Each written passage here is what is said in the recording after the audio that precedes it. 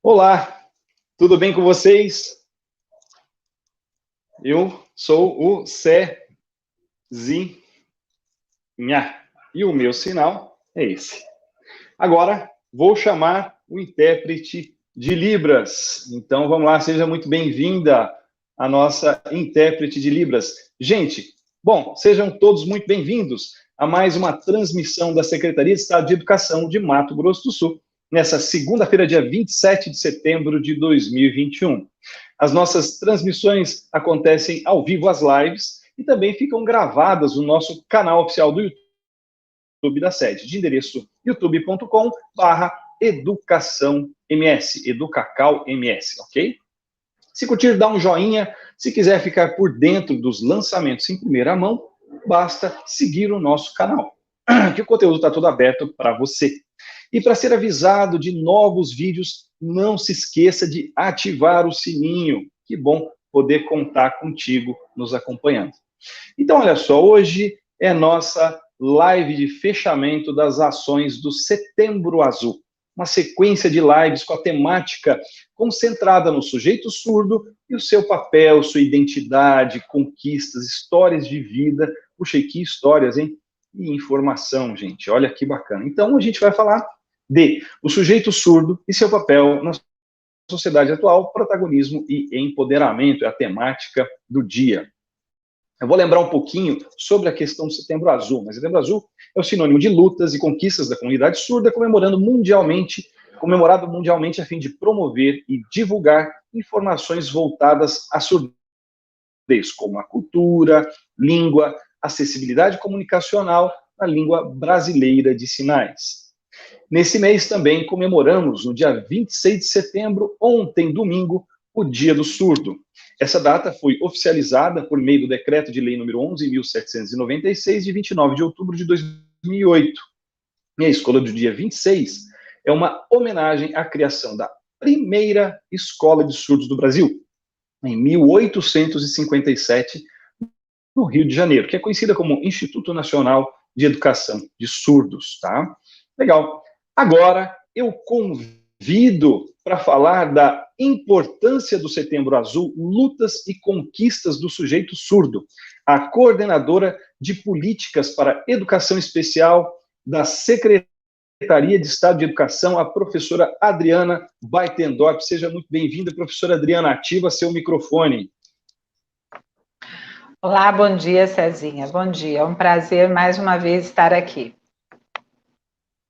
Vamos lá, pessoal. Então, considerando que eu posso ter pessoas com baixa visão ou deficiência visual aí nos assistindo, eu vou fazer minha audiodescrição para aqueles que ainda não me conhecem. Então, eu sou uma mulher, por volta dos 50 anos de idade, loira, uso óculos, e aqui estou vestindo uma roupa azul marinho. E eu vim aqui hoje conversar com vocês sobre esse fechamento, né, desse mês tão importante, que se comemorou com diversas ações, as lutas e conquistas das pessoas, dos sujeitos surdos ao longo da história. Então, em nome da Secretaria de Estado de Educação, da nossa secretária, professora Maria Cecília, do nosso secretário adjunto, professor Édio, do nosso superintendente de educação, professor Hélio Dyer, eu quero aqui, primeiramente, agradecer, né, a professora Emily por ter aceito o nosso convite para proferir essa importante palestra. Nós temos falado muito entre as nossas ações da importância desse empoderamento do sujeito surdo em sua vida como um todo, na sua formação integral, nas suas ações, nos diversos espaços da sociedade. E também eu quero agradecer, então eu estou iniciando com os agradecimentos a toda a equipe do CAS pelo empenho em desenvolver todas as atividades que foram aí organizadas nesse mês, organizadas e produzidas pelo CAS e também pelas escolas da rede estadual de ensino nos 79 municípios de Mato Grosso do Sul. Então, hoje aqui, a minha contribuição está exatamente em trazer a importância dessas políticas, das políticas públicas, da educação, para o atendimento do sujeito surdo. E eu não poderia começar falando nesse processo, sobre essa importante conquista que foi aí a publicação da Lei 14.191, agora dia 3 de agosto, nós estamos com ela aí recém-nascida, no âmbito nacional, que institui a modalidade, né, de educação bilíngue para o surdo, que nós estamos buscando aí a regulamentação do Conselho Nacional de Educação, de como essa alteração na LDB vai ser pensada como um processo na sua execução, ao longo aí de toda uma organização educacional necessária para se cumprir aquilo que está previsto dentro dessa legislação. E nós temos participado dos fóruns nacionais de educação, principalmente do Fórum dos Conselhos Estaduais de Educação, na posição de conselheira, exatamente discutindo questões que estão previstas nas novas normativas brasileiras, como, por exemplo, educação ao longo da vida, e agora, recentemente, a questão da Lei 14.191. Então, eu quero dizer que nós temos aí um importante processo de construção das pessoas com surdez, de conquistas e lutas, e que muito foi alcançado, mas temos ainda muitas atividades, muitas tarefas pela frente. E dizer também a importância de termos, a partir da educação infantil, a oferta da educação bilíngue. E nós sentimos ainda muitas dificuldades em relação a isso. Essa é uma conquista e é uma luta que precisa ser trazida à pauta, principalmente quando se fala de crianças, porque é nesse processo inicial onde nós vamos ter, sim, uma melhora e um desenvolvimento desse sujeito potencializado, e que isso vai refletir ao longo de toda a sua vida, nessa construção desse conhecimento que muitas vezes culmina lá na educação do ensino médio, lá na conquista do ensino superior. Então, nós estamos, sim, trazendo essa importância de termos uma educação infantil, anos iniciais, substanciado com ações voltadas para a educação bilíngue. E isso é uma discussão que precisa ser feita dentro da educação, dentro da organização federativa, pelos municípios, em parceria com os estados, para que haja esse fortalecimento da educação da criança desde a sua mais tenra idade. E nós temos também trazido aí essa discussão de como operacionalizar essa educação bilíngue fortalecida por meio das escolas polos linguísticos de Libras, que é a estrutura que Mato Grosso do Sul tem buscado, tem envidado esforços desde 2017, 2018, na implementação dessas ações nas escolas polos linguísticos de Libras. Trazer a importância da participação da família na conquista, né, e principalmente na questão da própria língua. Mato Grosso do Sul tem um dado que nos chama a atenção. Na estrutura das escolas polos linguísticos, aonde é oferecido a Libras, às famílias, à comunidade, a todos os estudantes, o maior número de evasão desses cursos vem das famílias. Então, nós precisamos ainda de um trabalho efetivo, intersetorial, com essas famílias, porque a educação, ela tem esse papel, ela vai se aproximar da família, mas ela não é sozinha. A educação especial, ela precisa de ações intersetoriais, ela precisa das ações da saúde, da educação, da assistência, para que todo o processo se efetive. Uma outra questão nas escolas polos linguísticos, Quando nós instituímos esses polos, nós buscamos as parcerias das redes de apoio, os ministérios públicos,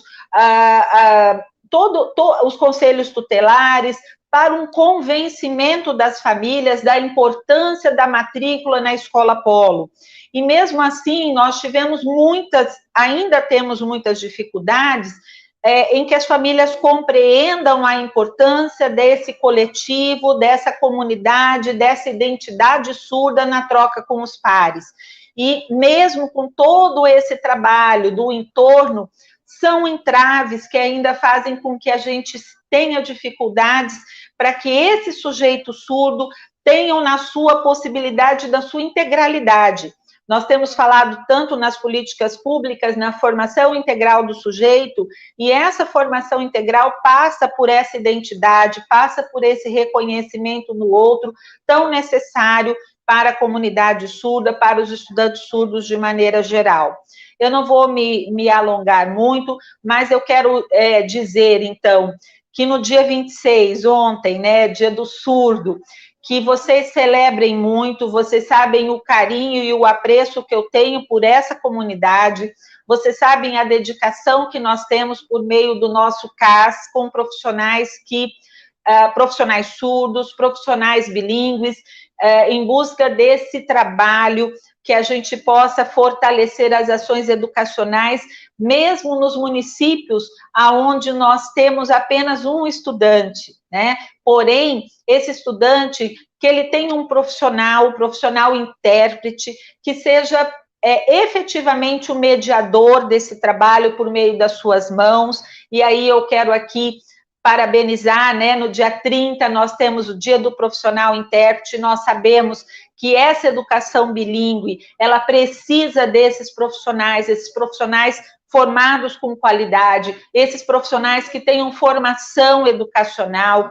O Estado de Mato Grosso do Sul, mesmo que a LBI preveja para a educação básica a formação do profissional intérprete apenas em nível médio, nós temos trabalhado com profissionais com formação e licenciatura, formação educacional e licenciaturas, há bastante tempo, porque nós reconhecemos que esse profissional, ele precisa, sim, dessa formação, para que esse estudante, né, essa pessoa surda que está recebendo essa interpretação, tenha maior qualidade no seu trabalho.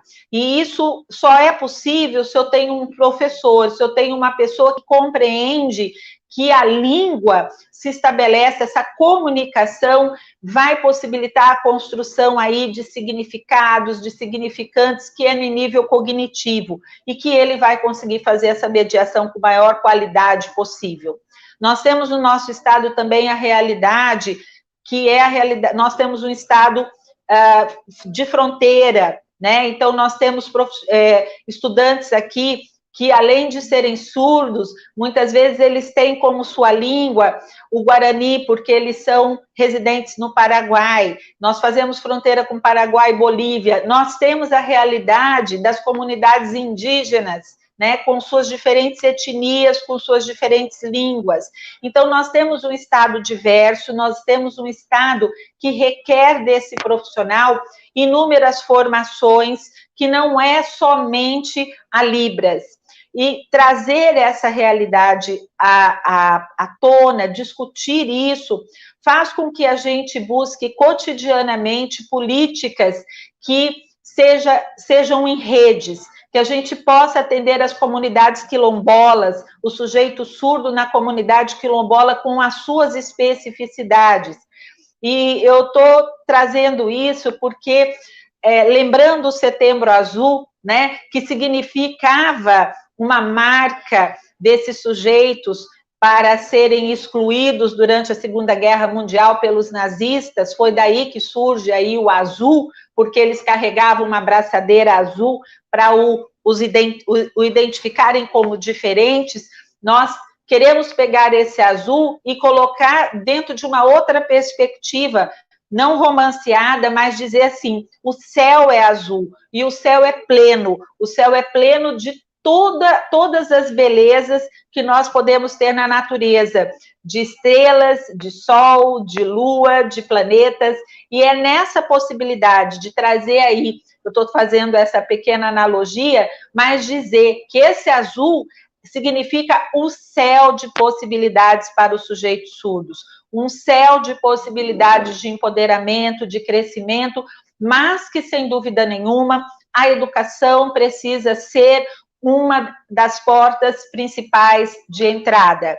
E eu volto a dizer da importância da educação infantil, a gente já discute isso há muito tempo enquanto políticas públicas da infância e da criança, a importância desse espaço, a importância dos anos iniciais para o desenvolvimento da língua, a importância da formação das famílias bilíngues para o desenvolvimento desse sujeito na sua integralidade, o trabalho intersetorial, que é, sem dúvida nenhuma, um protagonista das conquistas e do crescimento das políticas públicas, a importância aí de nós termos profissionais da educação, de diferentes licenciaturas, e aí aqui eu já estou trazendo para a questão dos anos finais do ensino fundamental e do ensino médio, que esses profissionais sejam bilíngues, para que futuramente, quando se implementar a lei da modalidade da educação bilíngue, que nós tenhamos profissionais nessas etapas da educação básica com formação para que se possa ser ofertada realmente uma educação bilíngue para nas escolas bilíngues, plenamente bilíngues. Enfim, nós temos muitas tarefas, muitas ações a serem desenvolvidas, e eu quero dizer que a Secretaria de Estado de Educação, por meio das suas políticas educacionais, nós temos aí capitaneado pela nossa secretária de Estado de Educação, o entendimento que precisamos fortalecer políticas públicas de Estado e não somente de governo. E nós pedimos aí que tenhamos, sim, o fortalecimento dessas políticas por meio de ações concretas, sólidas e consolidadas. E, para isso, nós precisamos dos sujeitos surdos, e aí eu vou falar de um, aqui especificamente recortando para a questão do surdo, mas de todas as áreas, né, atendidas do público da educação especial, fortalecida no conhecimento, no debate, no fortalecimento por meio de uma consciência crítica, participativa, mas, acima de tudo, que saiba da sua realidade, que saiba os caminhos que precisamos traçar, as metas que precisamos estabelecer, para que, efetivamente, nós tenhamos uma educação bilíngue, de qualidade, oferecida no estado de Mato Grosso do Sul. Nós temos aí um CAS extremamente estruturado, atuante, profissionais com formação, profissionais que buscam essa formação cotidianamente, que buscam fazer o melhor pela educação do surdo do Mato Grosso do Sul. Eu tenho muito orgulho dessa equipe, agradeço imensamente que tudo que nós fazemos só é possível porque vocês estão aí. Agradeço aos professores surdos que estão no CAS e em todos os municípios de Mato Grosso do Sul, e agradeço imensamente a minha gerente, professora Daniela, que tem sonhado junto com a gente, buscado esse sonho, implementado cotidianamente o nosso trabalho, que nós sabemos que é recheado de desafios, né? E mais uma vez, então, parabéns, aí aqui eu vou parabenizar em nome do Bruno, todos os intérpretes de Mato Grosso do Sul, dizer que vocês foram fundamentais no ano de 2020, no ano de 2021, durante todo esse período de pandemia, que assolou o mundo, que assolou o nosso estado. Vocês foram fundamentais para levar as informações, para levar o conhecimento, vocês foram fundamentais no atendimento remoto dos nossos estudantes. Isso tudo fez uma diferença imensa para todos nós. Então, eu não poderia deixar de destacar o papel de vocês nesse Setembro Azul, né? O papel das mãos que falam, das mãos que o tempo todo buscam aí levar a informação para os sujeitos surdos, para que eles realmente possam se empoderar e serem cada dia mais protagonistas. Eu quero deixar o meu abraço, o meu beijo carinhoso e dizer a vocês que podem contar conosco, nós estamos aí sempre junto a vocês. Eu parabenizei em nome do Bruno, eu estendo meus parabéns a todos os intérpretes que atuam nas nossas escolas da rede, que atuam nas comunidades de maneira geral, sejam elas das igrejas, sejam elas nos espaços públicos, enfim. Nós precisamos, sim, de vocês e precisamos dos profissionais fortalecidos na sua categoria. Parabéns a todos vocês, muito obrigada. E desejo à professora Emily, mais uma vez agradecendo a sua participação, desejo a ela uma excelente palestra e que o Estado de Mato Grosso do Sul fica muito lisonjeado com a sua disponibilidade em estar conosco aqui hoje. Muito obrigada a todos. Um beijo grande. Obrigado, professora Adriana. Olha, puxa, sempre ouvir a professora Adriana é uma aula, né? Você vê que ela começou já fazendo audiodescrição, né? Obrigado, professora Adriana, obrigado pelo trabalho que a sede, quer dizer, o surdo do lado de lá lutando e a sede do lado de cá trabalhando também em prol de tudo isso. Parabéns pelo seu trabalho em parceria com a professora Cecília e toda essa equipe do CAS e multidisciplinar, os intérpretes. Obrigado, viu, professora Adriana? Eu que agradeço a oportunidade, Cezinha. Obrigado, professora. Um beijo, até mais. Agora eu vou chamar, né, logo antes de chamar, deixa eu trocar o lado aqui. Então, vamos lá, eu quero, antes de chamar a nossa palestrante, agradecer os intérpretes de Libras que hoje estão aqui com a gente, né? A Andressa de Souza Santos, a Camila Ledur, o Bruno Ribeiro e a Tawane Lopes. E eu peço desculpas aqui a vocês, eu não me apresentei com o sinal que eu ganhei em Libras com muita alegria, né? Então, o meu sinal é esse, tá? Muito obrigado aí à comunidade, fiquei muito feliz, novamente digo aqui, em ter recebido o sinal. E vamos seguir agora com a professora Emily Marques. Ok, então vou chamar a palestrante, a professora da PUC-Rio na formação de professores do viés de Libras na educação de surdos, e ela vai falar sobre a educação de surdos em Campo Grande na década de 70, né, o sujeito surdo e o seu papel na sociedade atual, protagonismo e empoderamento. Eu chamo aqui a professora Emily Marques. Está contigo, professora Emily. Olá, bom dia. O som está bom, César? Cezinha, o som está bom? Está ótimo, professora, estamos te ouvindo. Ok. Sim, alto e claro. Bom dia a todos. O prazer é todo meu, professora Adriana, de ter recebido esse convite, porque, para mim, além de um prazer, é um momento de muita emoção, porque eu estou falando com os meus conterrâneos, falando com Campo Grande, Mato Grosso do Sul, cidade de onde eu saí, ainda muito jovem, com meu filho surdo, em busca de educação. E o Estado de Mato Grosso, que na ocasião não podia me atender em relação à escolaridade do meu filho, hoje conta com um grande desenvolvimento nessa área, e é sobre essa trajetória que eu gostaria de falar com vocês nesse instante. Pode colocar a imagem, por favor? Sim, professora Adriana, um minutinho só. Sou o professor. Então, enquanto ele está preparando os meus slides, eu gostaria inicialmente de, com meus cumprimentos a todas as autoridades que estão aqui assistindo essa live da Secretaria de Educação, do CAIS, né? O meu agradecimento à Clara de ter lembrado do meu nome para esse momento. Eu fiquei muito feliz.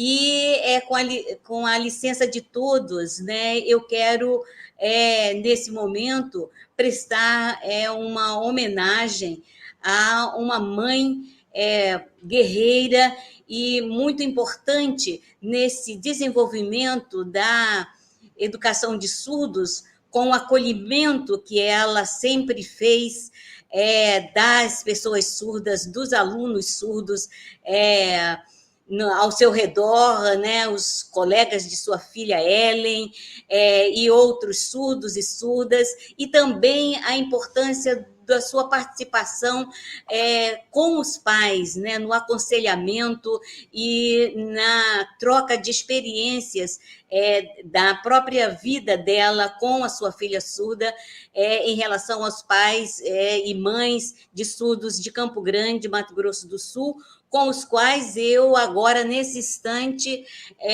me abraço, né, e quero demonstrar esse meu desejo de muito carinho a vocês, que desde o primeiro momento que tem o diagnóstico do seu filho surdo, vocês começam a viver uma outra vida, e uma vida que com bastante dificuldades, mas também com muitas descobertas boas, bonitas, emocionantes, que é conhecer as pessoas surdas. Então, fica aqui a minha homenagem a Hilda, a mãe de Ellen, nesse momento. Pode passar. A minha trajetória, então, começa a partir do diagnóstico do meu filho e o entendimento que eu e o pai dele tivemos de que nós precisávamos buscar uma educação adequada para ele. Em Campo Grande, na década de 70, não conseguimos que nenhuma escola, né? Eu gostaria de frisar isso, que é para vocês perceberem o quanto houve de desenvolvimento e de progresso nessa área, né? Quando nós estamos assim, nos sentindo muito abatidos e dizendo que nada anda, nada funciona, nada acontece, então precisamos atentar para a história, né? Para o passado. E esse passado da década de 70, em Campo Grande, Mato Grosso do Sul, eu não consegui que nenhuma escola, quer pública ou privada, aceitasse o meu filho para a escolaridade. Então, eu e o pai dele nos voltamos para o Brasil em termos de escola, e as escolas de referência são essas que vocês estão vendo aí no slide.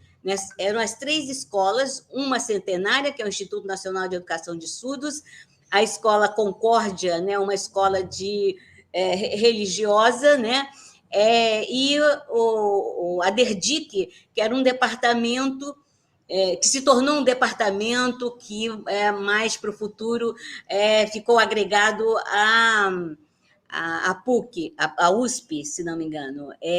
Então, eram 3 escolas, né, de referência, e nós optamos para vir para o Rio de Janeiro por conta de questões de clima e adaptação. Pode passar.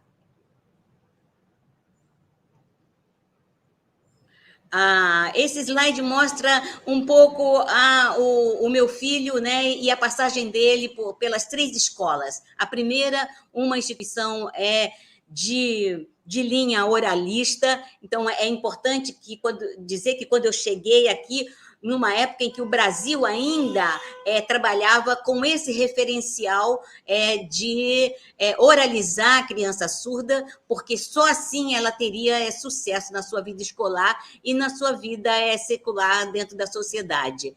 Então, eu procurei a melhor escola oralista que tinha aqui no Rio de Janeiro, que era a Escola Santa Cecília, né, um centro de Reabilitação Santa Cecília, em Ipanema, e depois, não satisfeita com o trabalho lá, eu fui para uma outra instituição de ordem religiosa, o Instituto de Nossa Senhora de Lourdes, na Gávea, e só mais tarde eu consegui colocar o meu filho no Instituto Nacional de Educação de Surdos, porque eu fui bastante massacrada no sentido de que língua de sinais, ou aqueles sinais que os surdos faziam, não era uma coisa muito boa para o seu desenvolvimento. Então, eu vou dizer, declarar com certeza que perdi muito tempo ainda do meu filho, tendo chegado já com quase 7 anos no Rio de Janeiro, e ainda ter postergado a aquisição de uma língua naturalmente no convívio com os surdos. Para mim, o maior erro dos pais, que os pais fazem, é privar os seus filhos da companhia de outros surdos. Mesmo que ele pense que o seu filho vai aprender a falar, e pode aprender, que ele vai fazer um implante coclear, e pode fazer, ele não deve privar os seus filhos surdos da companhia de outros surdos. A melhor coisa para os pais é conhecer os surdos adultos, porque são os surdos adultos que nos ensinam como é ser surdo. Então, esse slide mostra um pouco a trajetória do meu filho pelas 3 escolas, né? E depois como o primeiro funcionário com carteira assinada da FENEIS, que é uma federação que foi reestruturada a partir da FENEIDA, já pelas mãos das pessoas surdas. Então, vocês veem aí as 2 últimas fotos de baixo, ele no trabalho na FENEIS, e a última foto já no trabalho atual, né, que ele está no Hospital São Lucas, aqui em Copacabana. Pode passar.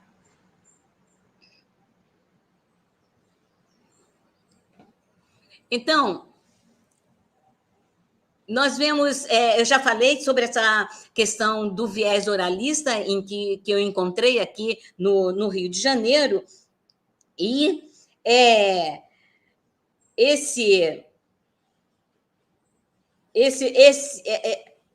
isso era colocado como sendo a salvação, né? E a salvação dos surdos. E o Instituto Nacional, por mais não, a língua de sinais surge, é criada, né, nasce, né, é o berço do nascimento da língua de sinais brasileira, mas esse instituto também passou por muitas fases, né, e de 50 até a década de 80 e início dos anos 90, ainda existia um viés de educação oralista muito forte dentro da instituição. Né? A língua de sinais sempre existiu lá dentro, mas ela não era usada na sala de aula. Então, quando eu entro por concurso, nós temos, nesses slides eu mostro para vocês um pouco de como é que acontecem fatos no Instituto Nacional de Educação de Surdos e fora do Instituto Nacional de Educação de Surdos, mas que um tem a ver com o outro, né? Um completa o andamento das questões da educação, INES e FENEIS. E vocês vão ficar me perguntando, mas você vai estar falando só de INES do Rio de Janeiro? Sim, eu vou falar do Rio de Janeiro, porque é para onde eu vim. Acontece que é no Rio de Janeiro que tudo começa, né? Que tudo começa em termos de movimento. Então,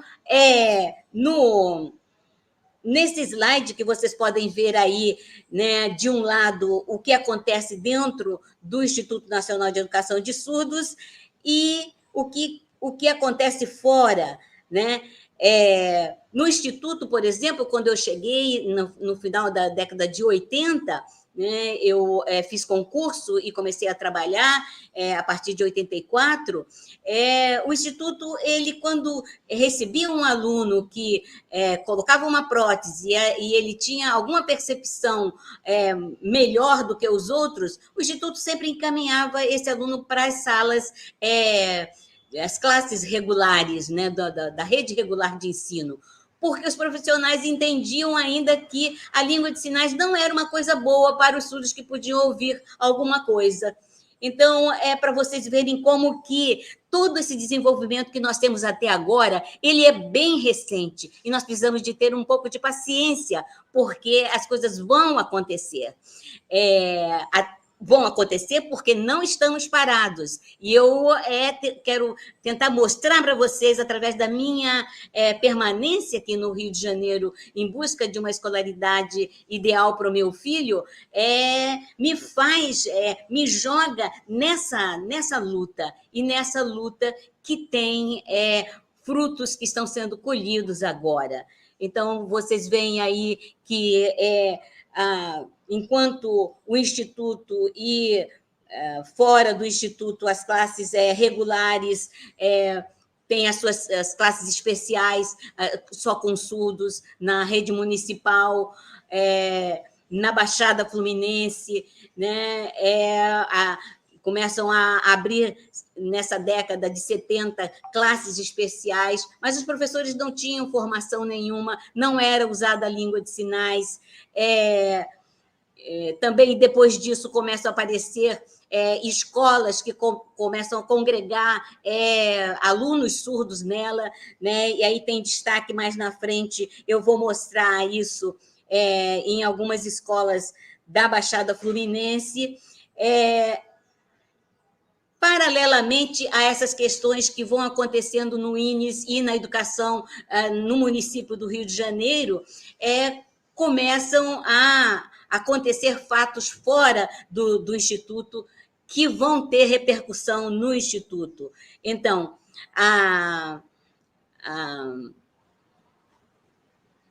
quando a FENEIS é fundada, né, a partir de uma federação que era chamada de FENEI, da Federação Nacional de Educação e Integração dos Deficientes Auditivos, né, são os próprios surdos que veem a possibilidade de pegar nas suas mãos uma luta que era dos surdos. Então, isso é um processo que aconteceu a partir da Constituinte de 87, quando os primeiros surdos começaram a participar dos comitês que faziam propostas para modificação, para inserção na nova Constituição do Brasil, de questões relacionadas a direitos, né, de grupos de minorias e etc. Só que esses comitês eles eram altamente com viés oralistas ainda, não aceitavam a língua de sinais. E o que se conseguiu colocar na Constituição foi que os alunos deveriam, todos os alunos com alguma diferença ou deficiência, como se dizia, deveriam ser colocados na rede regular de ensino. O que era garantia na Constituição de algo muito importante, que é a garantia da escola pública, né? Esse é um grande ponto, porque nós vamos perceber que os alunos surdos, né, como as outras crianças com diferenças, não tinham garantia da escola pública. Por isso que eu saí aqui saí de Campo Grande e vim para o Rio de Janeiro, porque a escola pública não dava ainda garantia, por lei, de receber, né, de dar educação aos nossos filhos.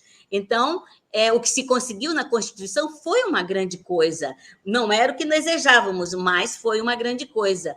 Porque, por exemplo, em relação aos indígenas, se conseguiu colocar que as crianças indígenas teriam escolas em que as aulas seriam dadas na língua daquele povo.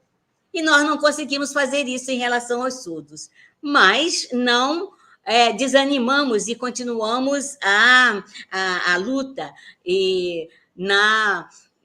com o protagonismo das pessoas surdas, né, que desde 87 começaram a tomar em suas mãos a educação. Vamos passar aí os slides para a gente ver algumas fotos, se não me engano, que tem depois dele.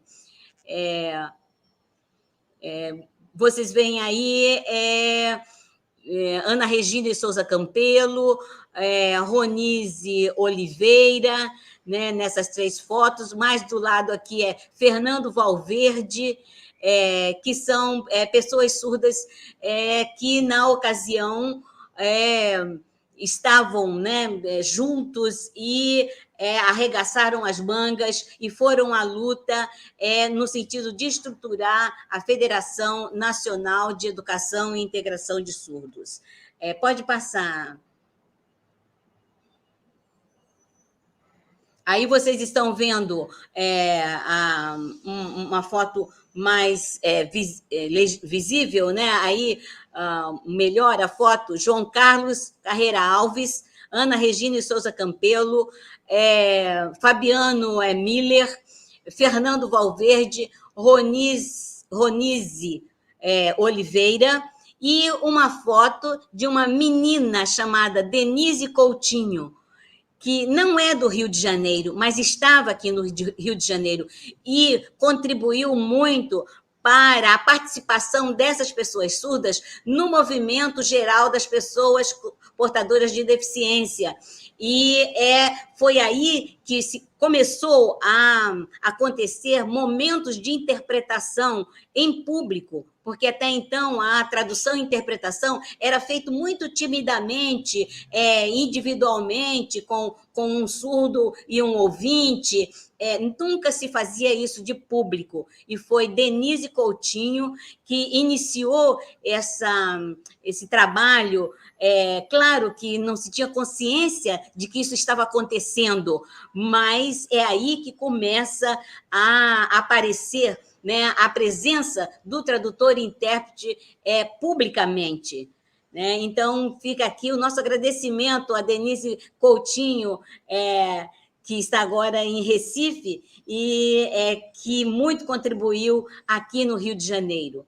Pode passar. Paralelamente a esse movimento político, né, não político partidário, mas político dos surdos no meio dos ouvintes, nós temos o protagonismo de pessoas surdas na área acadêmica.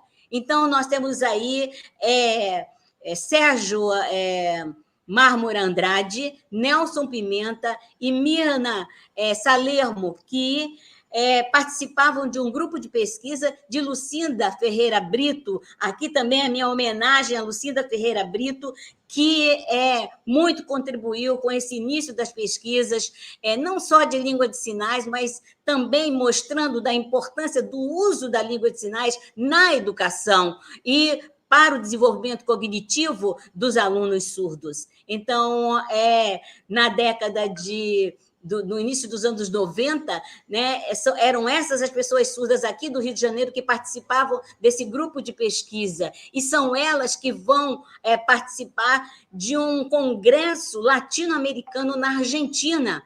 Né?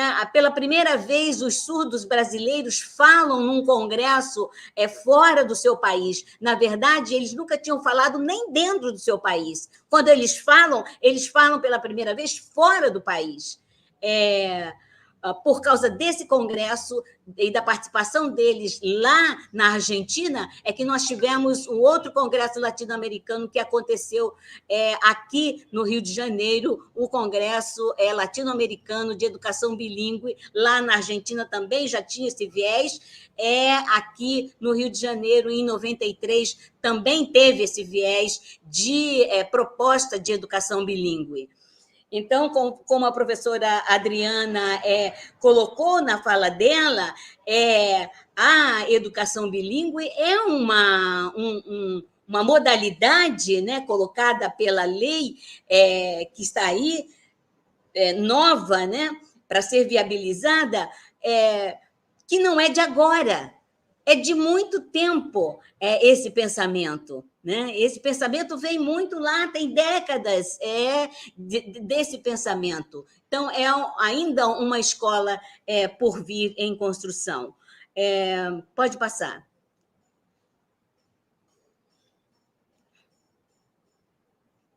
Então, nós temos aí, então, paralelamente a todo esse movimento, acontece no INES a fundação da Associação de Pais de Surdos do INES, da qual eu participei, né, como mãe, e também as primeiras palestras sobre a importância da aquisição da língua de sinais, né, nos primeiros anos de vida, no INES, que eram as palestras que foram trazidas pela professora Lucinda Brito, o movimento de luta dos próprios professores do Instituto, no final dos anos 80 para o início dos anos 90, né, nós vivíamos um caos econômico no Brasil, a inflação muito alta. Então, nós tivemos muitos movimentos de reivindicação, de melhoria da qualidade de vida dos professores a partir de um plano de carreira. Então, esses movimentos promoviam greves, né? E no Instituto aconteceu um fato assim histórico, nunca antes visto, nunca antes pensado, que foi a partir do ideal de uma diretora pedagógica do Instituto, chamada Silvia Maria Pedreira Fangueiros, que essas lutas, essas greves eram feitas dentro da instituição, com a participação de pais e alunos, não dentro da sala de aula, às vezes dentro da sala de aula, mas não com uma aula formal, uma aula que desse um panorama do que o Brasil estava vivendo e da necessidade de se lutar para modificar aquela situação. Né, que quem viveu sabe dos saques que aconteciam aos supermercados, né, da quebradeira de ônibus e incêndios,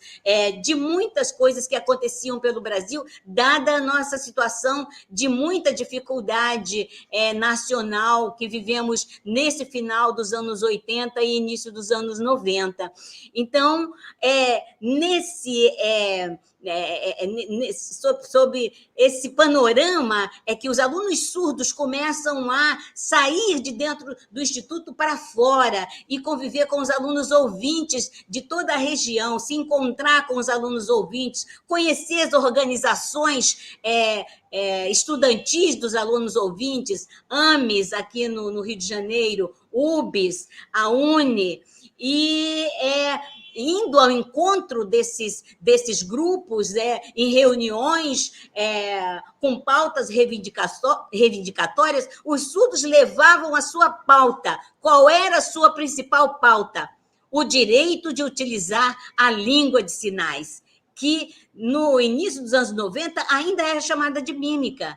Então, são os estudos da professora Lucinda Brito que vêm mudar essa configuração e essa nomeação da mímica, né, para a língua de sinais e, posteriormente, para Libras, como os surdos decidiram no final do Congresso Latino-Americano de 1993, aqui no Rio de Janeiro.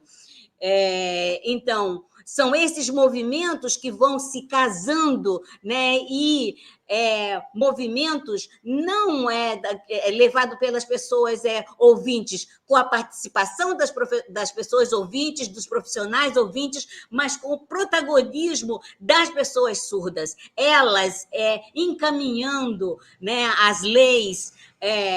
Quando é assinada a Lei de Reconhecimento da Língua Brasileira de Sinais, muitos estados já tinham isso já aprovado, né? Encaminhamento que as próprias pessoas surdas foram fazendo nos seus locais.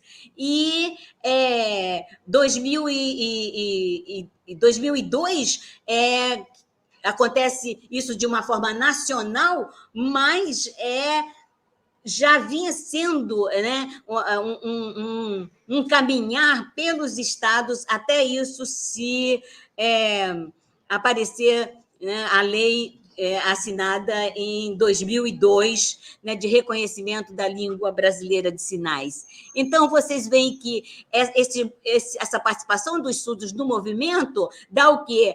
A fundação de um grêmio estudantil. Nunca se pensou que poderia existir um grêmio estudantil de pessoas surdas. Então, esse grêmio estudantil foi assim muito trabalhado a partir, né, dessa participação dos surdos do Instituto nos movimentos maiores, junto com os alunos ouvintes, né, da AMES, da UBS e da UNE. Nesses momentos, a língua de sinais começou a ser visível, porque tinha que ir alguém com eles, acompanhando, para fazer a tradução das reuniões. Então, vários professores do Instituto, no INES, começaram a se voltar para essa necessidade. Então, é nesse contexto que os professores começam a se despertar para a importância do uso da língua brasileira de sinais. Pode passar. Pode passar. Essa foto é uma foto clássica. Se vocês veem que aqui quem está de blusinha azul aqui embaixo sou eu, né? E aí são os alunos todos num desses movimentos de rua, né, em que eles participavam. Então, a participação dos alunos surdos no INES, dos movimentos gerais, levavam sempre a pauta da língua de sinais. Pode passar. É nesse contexto da fundação da FENES que começa a haver um link, né, do Rio de Janeiro ou do nacional, porque a FENES é nacional, do nacional para o particular, para Campo Grande, Mato Grosso do Sul. Quando chega para a fundação da FENES, a figura de Shirley Villalva, né? É com Shirley Villalva que tudo começa a florescer em Campo Grande, Mato Grosso do Sul, né?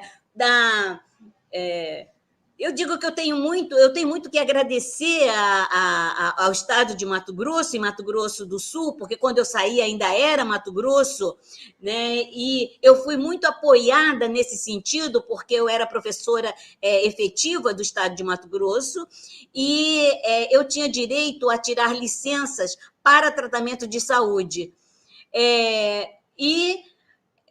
Eu utilizei essa brecha para poder vir. Eu não sabia o que ia acontecer aqui no Rio de Janeiro. Então, eu tomava uma licença, que era um direito que eu tinha, uma licença sem remuneração, e ficava com meu filho, que estudava. Quando ele terminava as aulas, eu arrumava as malas e ia para Campo Grande trabalhar. Trabalhava as férias todas, depois passava pela perícia médica e pedia novamente outra licença, e assim eu fiz até gastar todo o meu tempo. E ao final disso é que eu pedi demissão. Então, eu tive esse apoio de Campo Grande, de Mato Grosso do Sul, depois que eu, em 79, estive aí trabalhando com os colegas na divisão do Estado, né? Muito trabalho se fez para que isso acontecesse.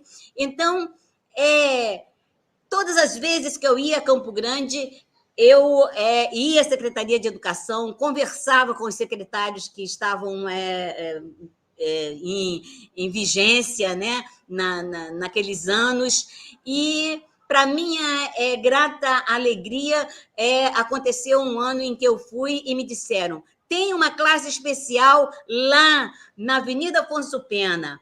Então, eu fui lá na classe especial, na Avenida Afonso Pena. Depois, esquina com a Calógera, né? Depois de lá é que vem a mudança para mais à frente, mais na Dom Aquino, Agora eu já não estou muito certa, mas me parece que na Dom Aquino é uma escola, né, não só uma classe especial, mas várias classes, e uma escola, e é ali que Shirley Villalva floresce como professora, depois entrando para a Faculdade de Pedagogia, se formando, sendo professora de fato na escola e vindo a ser a primeira diretora surda, né, de uma escola da rede regular.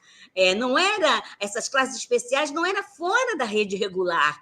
Então, isso era um ganho muito grande, a garantia, né, e o direito de estar na escola pública. Né? Esse é o grande avanço em relação a essa proposta de educação inclusiva, que nós podemos ter muitas críticas, e eu tenho, todos que me conhecem sabem, mas a grande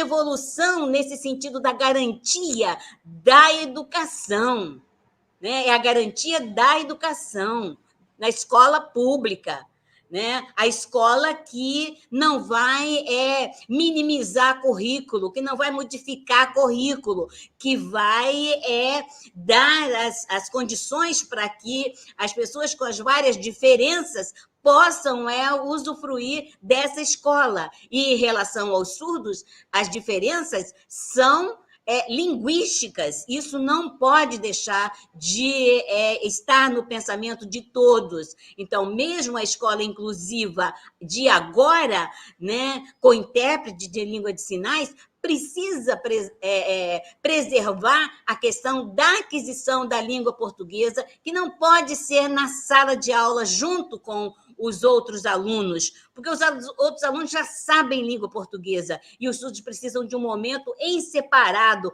para essa aquisição. Então, surge Shirley Villalva, que passa por essa trajetória, depois vai para Brasília. Essa fotografia que está aí é uma fotografia do início da campanha nacional de apoio à educação de surdos, quando o MEC em parceria com a FENES, que havia desenvolvido um curso de capacitação de instrutores, agentes multiplicadores e instrutores de Libras, fez essa parceria com a FENES e promoveu esse grande curso de capacitação em Brasília, em que 84 pessoas surdas participaram desse curso, né? Estão aí nessa escadaria, talvez esteja faltando alguém, mas é uma foto histórica, né? De surdos de todos os estados do Brasil, que estiveram lá e que voltaram para os seus estados e começaram a formar outras pessoas surdas e outros professores ouvintes no conhecimento da língua brasileira de sinais. Então, é Shirley Villalva que deflagra todo esse processo, por ela ter estado lá na fundação, ou aqui no Rio de Janeiro, na fundação da FENES, em 1987. Então, hoje, né, eu tenho o prazer de estar sendo convidada por Clara, que faz parte dessa segunda geração, né? Já deve ter uma terceira geração, mas Clara faz parte dessa segunda geração que foi formada por Shirley, e eu estive aí em Campo Grande fazendo a supervisão do curso que Shirley havia dado aos professores e aos surdos na capacitação de instrutores agentes multiplicadores.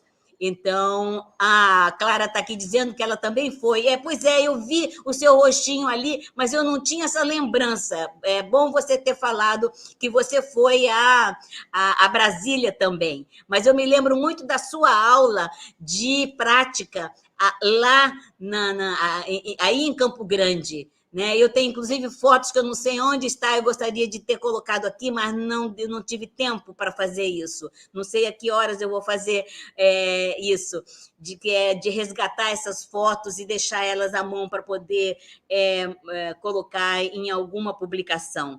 Então, toda uma nova geração, né, foi formada a partir das lutas dos próprios surdos. Pode passar. vamos terminar, que eu já devo ter passado do meu tempo. Eu gostaria que alguém sinalizasse aí para mim. Vamos fechar, aí vocês veem fotos das lutas, pode passar. Pode passar. Então, as legislações. Eu não vou ficar me detendo em cada legislação. O slide anterior. Mas as legislações, todos vocês já sabem.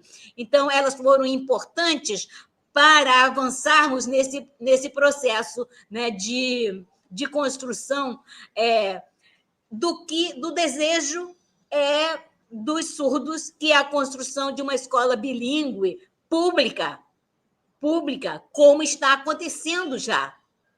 Né? Então, você pode passar, porque eu já falei desses slides aí do Programa Nacional de Apoio. Então, para finalizar,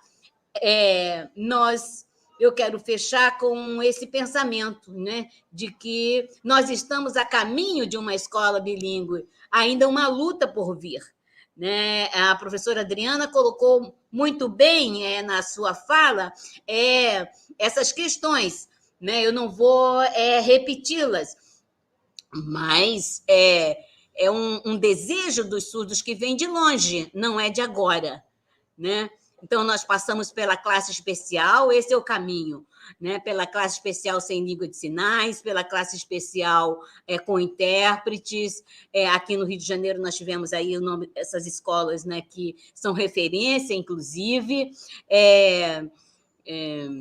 Nós tivemos escola regular e privada, sem língua de sinais, né? Escola de surdos na rede regular, só de surdos, escolas só de surdos, né, dentro da rede regular, e a gente tem, pelo Brasil, vários exemplos, né, de escola de surdos na rede regular de ensino, na escola pública, né, e a escola inclusiva com intérprete de Libras. Então, como a professora falou na abertura dessa live, né, há que se fazer ajustes, há que se reconsiderar muitas coisas. E ela tocou na questão da aquisição natural da língua de sinais. Então, uma escola com intérprete da educação infantil não é possível. Nós temos que avançar nisso e termos classes com professores, né, não só professores surdos, professores ouvintes proficientes em Libras, que possam interagir com essas crianças e elas adquirirem naturalmente a língua de sinais, para que o ensino da língua portuguesa na leitura e na escrita e também na oralidade, possam ser realizados. Então, nós tivemos a luta pelo PNE, né, e que já como é que se diz? Já desenvolveu, né, agora numa lei que pode passar o último slide, por favor. Que veio dar nessa lei já mencionada e que os surdos estão discutindo, porque nós temos muitas questões relativas a essa lei. Nem tudo sai como a gente quer ou como a gente previu, mas nada é eterno. Nós podemos promover as mudanças. Para isso, nós precisamos olhar o que está acontecendo e estudar e fazer as propostas para isso. Então, há um caminho a seguir.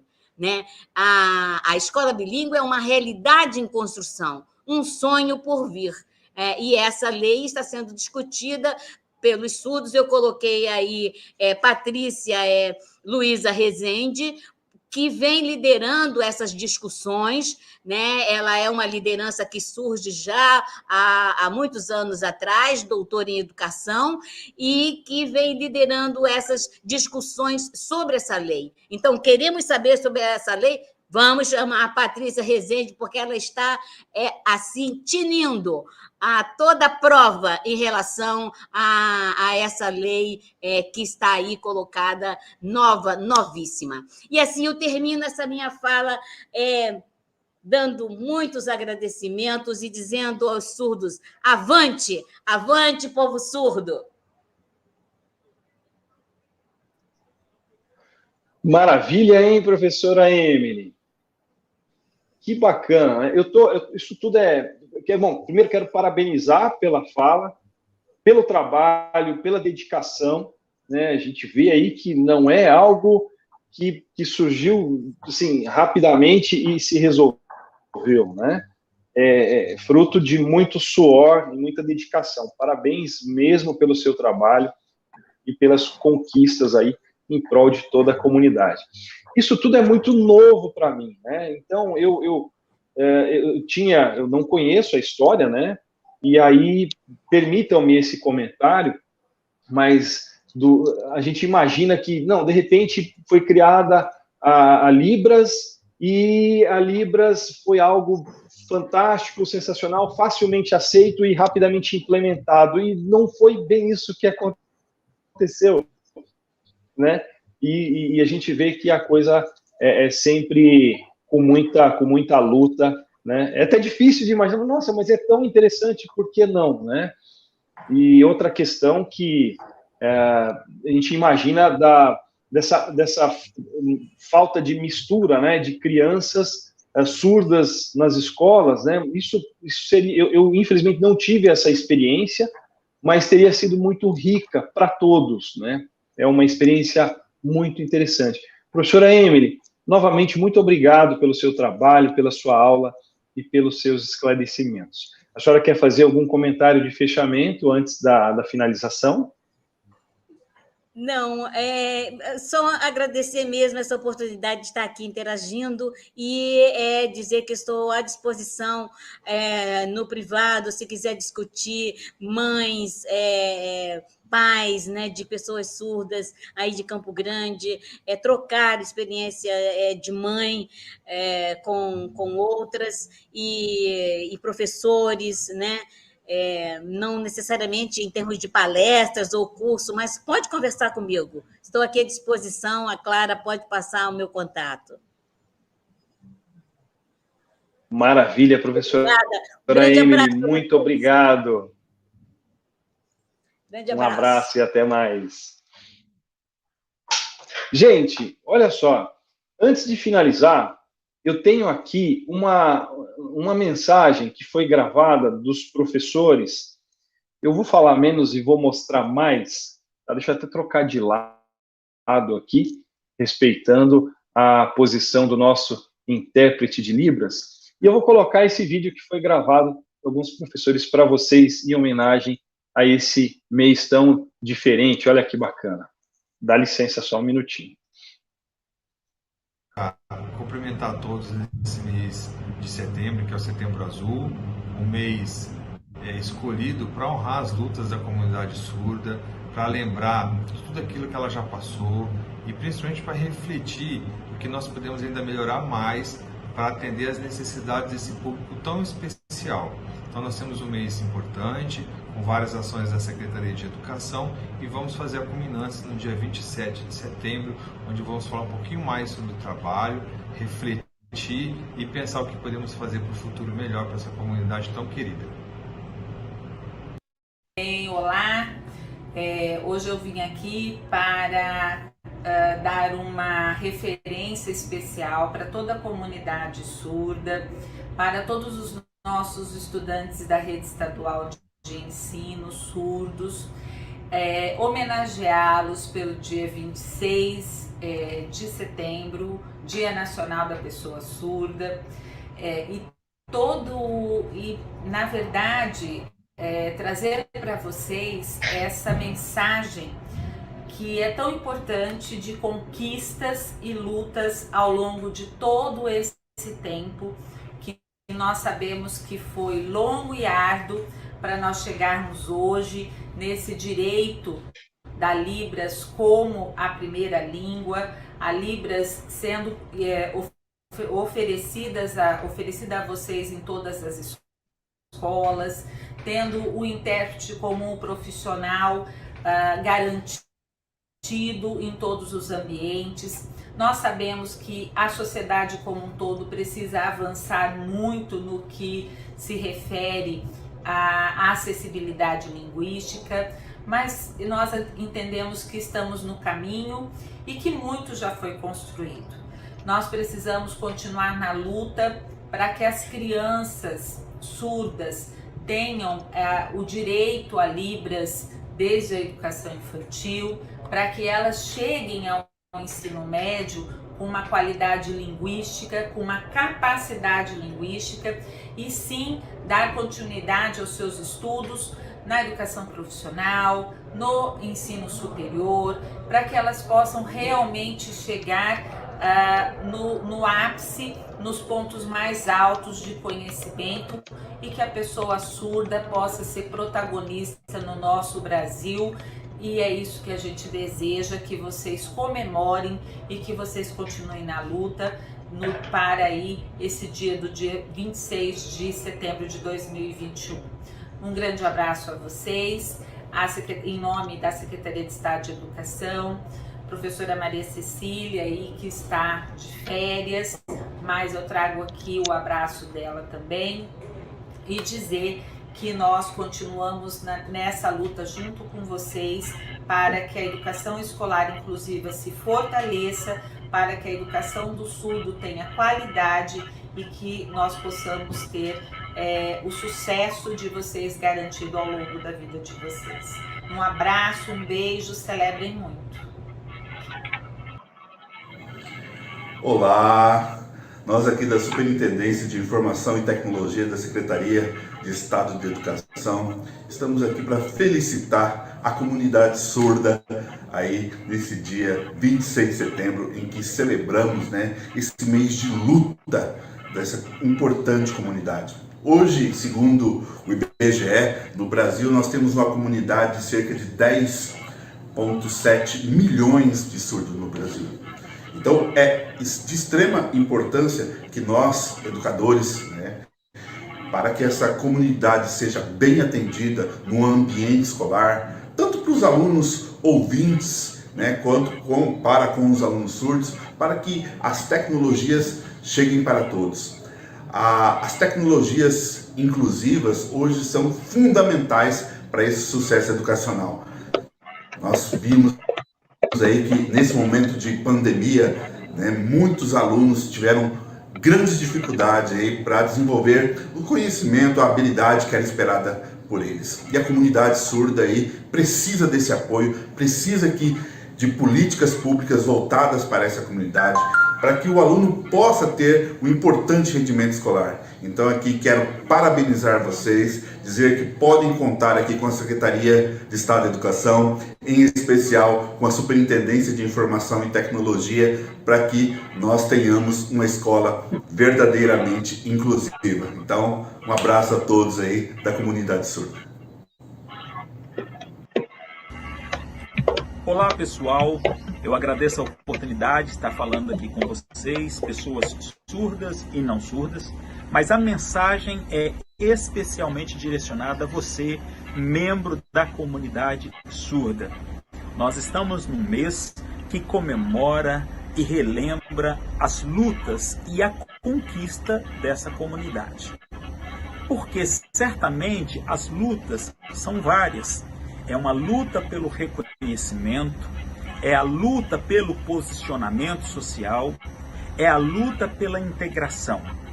A Secretaria de Estado de Educação desenvolve continuamente uma política para a inclusão de todas as pessoas, independente da sua característica ou da sua necessidade, para que nós possamos produzir uma educação de qualidade. Uma educação que promova uma aprendizagem significativa e uma formação integral de todo sujeito. E para isso, as adversidades, as diferenças, elas precisam ser vencidas continuamente. Desde uma interpretação e um significado equivocado, quando é tratada a Libras como uma linguagem, porque a Libras não é uma linguagem, ela é uma língua, é a língua de todo sujeito surdo, é a língua que precisa ser falada, ser ouvida e ser trabalhada em todo o contexto social.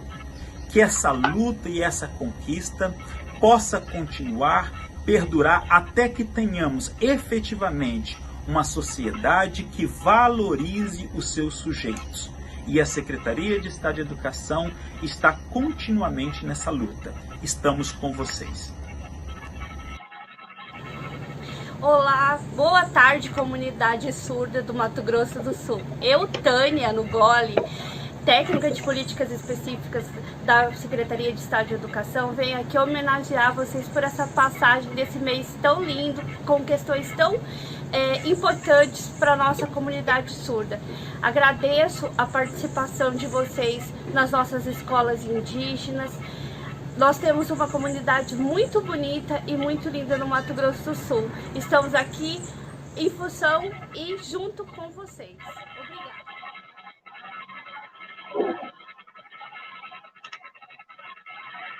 Maravilha, gente. Está aí o vídeo dos profissionais da sede. Deixaram aí uma mensagem para a comunidade surda pelo Setembro Azul. Olha só que beleza. Gente, eu queria deixar também aqui o registro. A professora Emily gentilmente deixou o e-mail dela, tá? Então, caso alguém queira entrar em contato com a professora Emily, tirar dúvida, trocar uma ideia, ela gentilmente deixou o e-mail aqui para que vocês falem com ela, ok? Maravilha.